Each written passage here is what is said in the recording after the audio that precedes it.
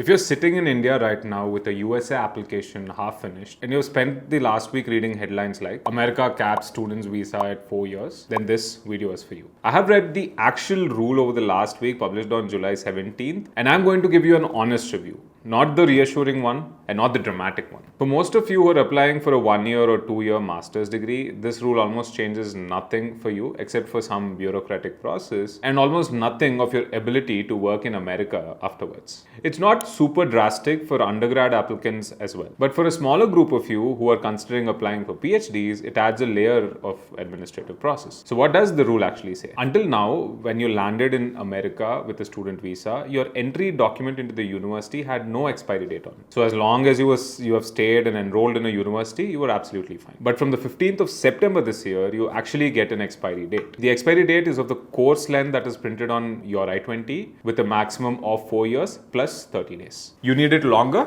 You file an application with the US Immigration. A form, a fee, fingerprints, and potentially an interview. That's it. That's the whole rule. And here's the first correction, which almost every Indian news report got it wrong. The 4 years is not a lifetime limit, it's a maximum length of a single entry. You can still spend more than 4 years in America as a student. Now you just have to apply for it instead of it happening automatically. Now here are the 3 questions that a lot of families are actually asking me now. Will my child be able to work in America after the degree? Yes, OPT hasn't been touched. The 12 months of work authorization after you graduate hasn't been changed. The STEM OPT, even that hasn't been touched. The 24 months extension for STEM graduates. So 36 months total, unchanged. The 90 days that you get for job hunt during your OPT, that's unchanged. The H-1B path for lottery after that, it is still there. Nobody has cancelled the work pathway. That is the single most important takeaway from this video, and nobody is saying that.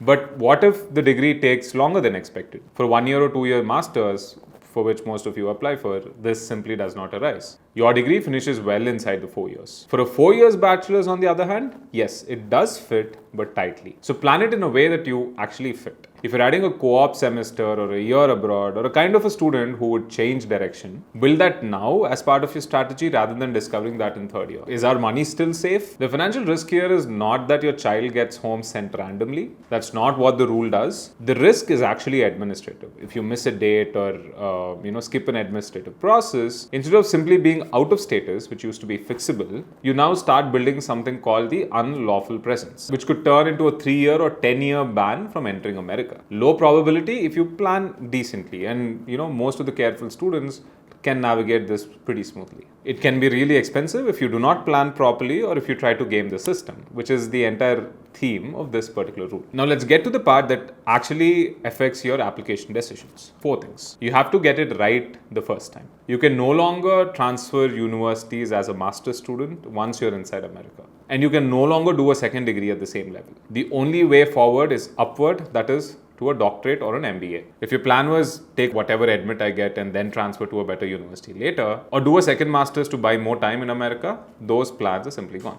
But undergrad students, on the other hand, can definitely transfer to a different university, but only after their first year. Number 2, the course length being printed on your I-20 is now a selection criteria. This has never mattered before, but now it does. The duration printed on your I-20 is now your visa expiry date. 2 universities can offer the same MS Computer Science but put different durations on the document. Add one question while you're shortlisting universities. What program length does this university list on its I-20? It's a fair question to ask the admission officers and they will answer it. Number 3, if you're applying for a PhD, take this seriously. This is one group with a genuine hassle and I'm not going to be soft on it. A doctorate in America actually takes about 6 years. Your first entry gives you 4 years, which means you are guaranteed to need an application for extension in the midway of your dissertation, decided at an immigration officer's discretion with no appeal if refused. That is real uncertainty. It does not mean do not apply, it just means go in knowing it and ask your prospective department how they plan to support students through it.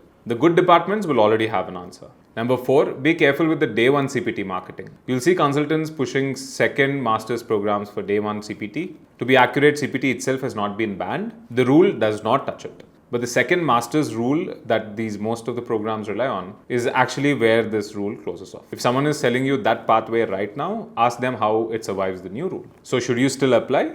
My honest position. If you're applying to a master's, particularly a STEM one, the US case is same as what it was 3 months ago. The degree fits, the work pathway is intact. And what has changed is you have to be tracking all these dates properly instead of being reliant for the system to fix it if you miss them in some point.